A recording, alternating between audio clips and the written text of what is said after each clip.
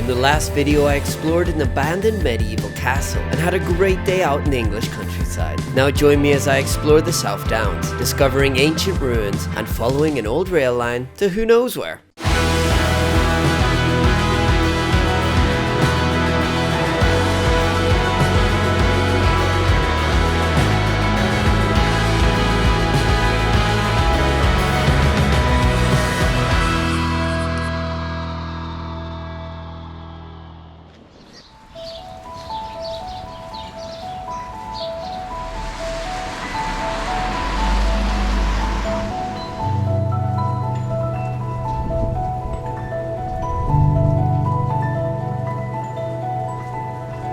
Good morning everyone, and welcome to another beautiful sunny day in the English countryside. Today I'm going to be doing a bunch of exploring. Right now I'm heading up to a hill with a castle.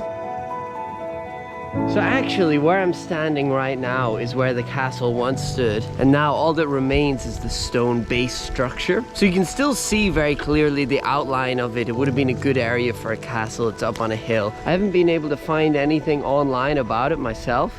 However, if voiceover Josh has, then here he is now to tell you. With a little more research, I was able to find that this castle was most likely built in 1066 AD, making it almost 1,000 years old.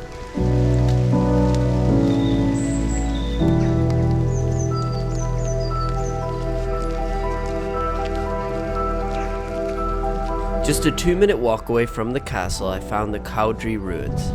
Built in 1520, it was at its time one of the most impressive country homes in all of England.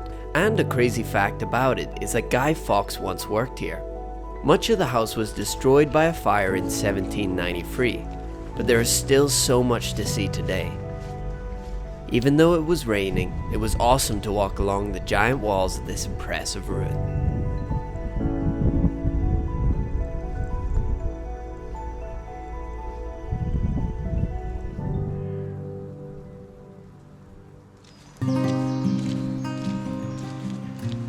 Truth be told, I am feeling quite tired today, and if I'm honest, a walk in the rain is not really what I want to be doing if I'm honest. But the thing is, in June I'm going to be walking the length of the UK for 3 months, and there's some days that I'm just not going to be in the zone for it. And so training like this, training whenever I'm not really feeling it, that's really important to do to be able to push myself to keep going and build this distance today. I don't think I'll do a crazy walk because my right leg is a little injured at the moment, but I'll definitely do 6 to 8 hours of walking. I would rather probably go have a lie-in, but I'm glad I forced myself out the door and I'm doing this. And it's important, not every day are you gonna feel up for an adventure. Sometimes you gotta push yourself, and that's important too. So that's what I'm doing today. Today is training that, the push.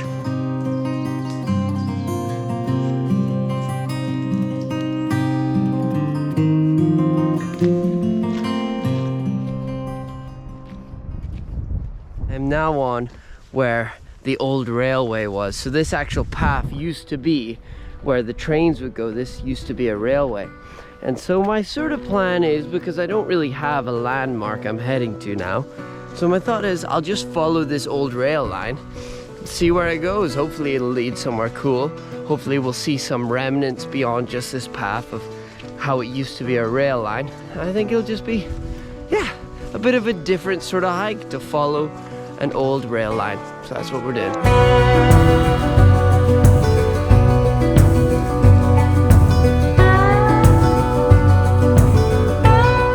So I've been following the trail for a while that is the old railway, and then all of a sudden it's split into 2 places, and so it's become almost like a bit of a, I don't know, I feel sort of like a detective looking back in history, trying to see which trail is the old railway.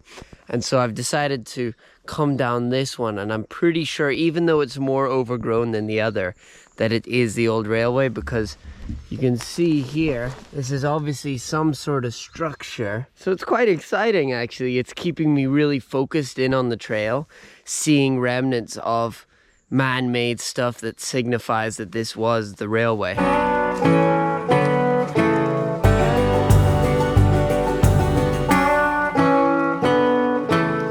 exciting and unique sort of trail to follow, not an official trail, just trying to follow an old rail line. Really fun. Honestly, I started off this morning just so tired, not in the mood at all to walk, and with sort of setting myself this challenge of following this rail line, and as soon as it started getting more difficult to follow it, it's just gotten more fun and exciting.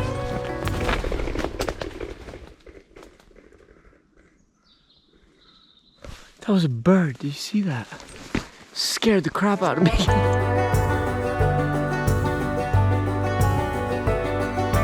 I think this is coming onto private land, but hopefully for not too long.